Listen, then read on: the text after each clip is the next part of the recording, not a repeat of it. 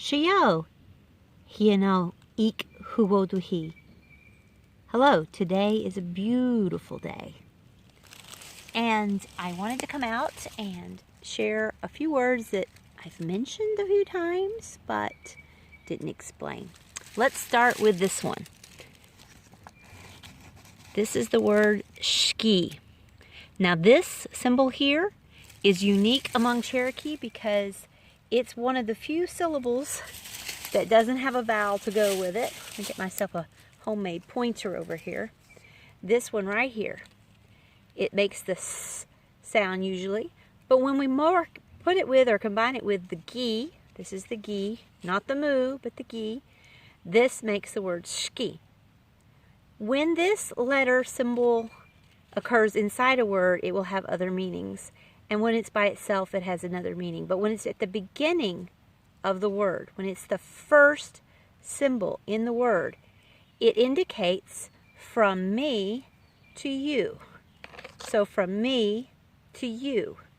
Ski. This represents a transaction. Historically, it came from like the bartering.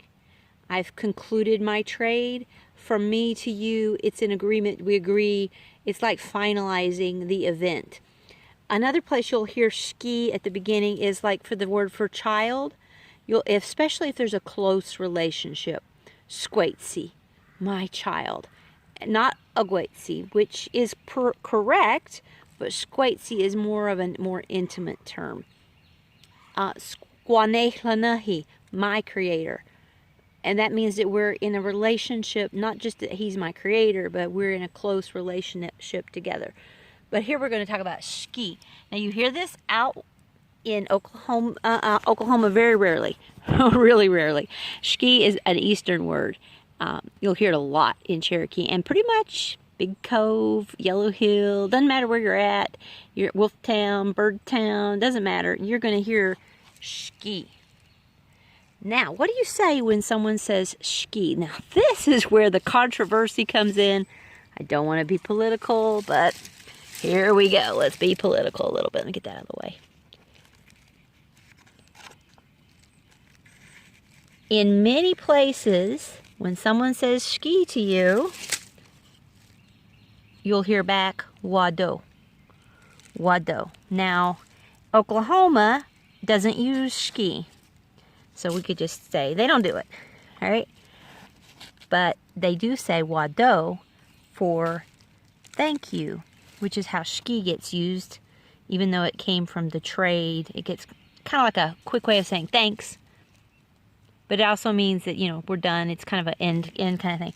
Out in Oklahoma, you're going to hear wado. Now, I've heard people say that's because...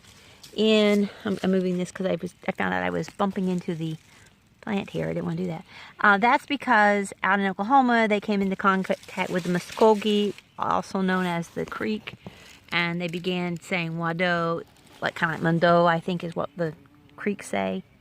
And they say that's where that came from. They forgot that the correct response is wado. But most people don't say that. They'll respond back with hawa.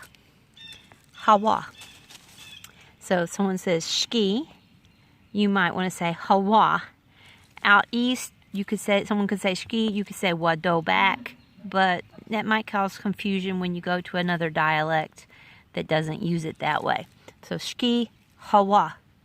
Hawa, that's okay. You'll hear someone say hawano at the beginning of a sentence. It's just hawa, hawa, okay.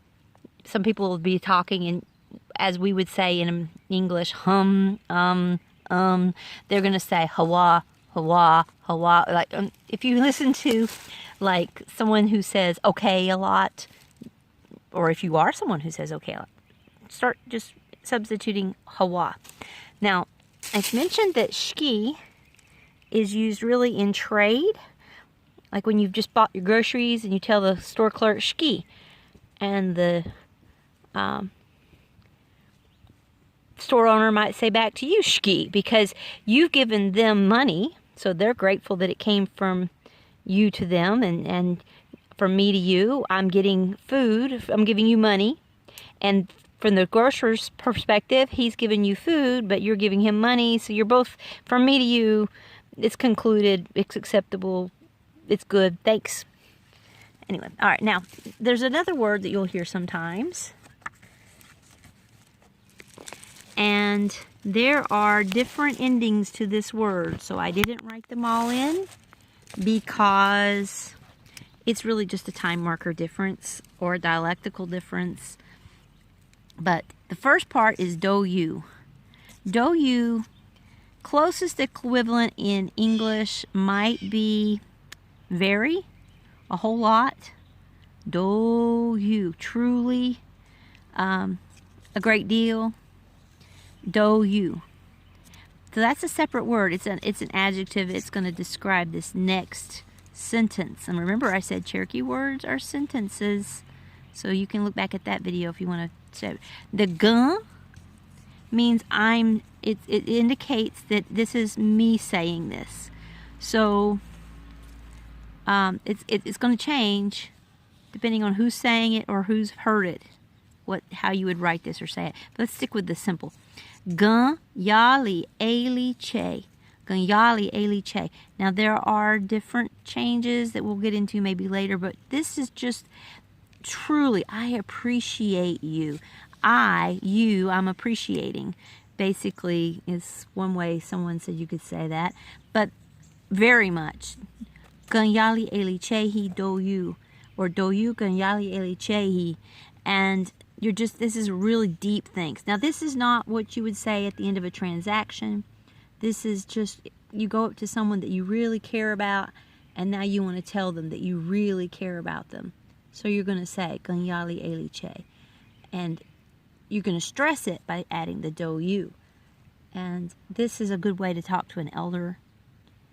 You've not really given them much to benefit them, but they have benefited you tremendously, would be one way to look at this. Hawa. Okay, Hawa. Shki. Thanks. You've given me an outlet, and many of you have supported me on Patreon and other ways, and I just want to say shki. And I hope that this has helped to understand some of the words that you're going to hear. And like I said, there's different dialects, different ways these might be said. So begin to recognize that so that when you hear it, you know what someone said to you. Shki.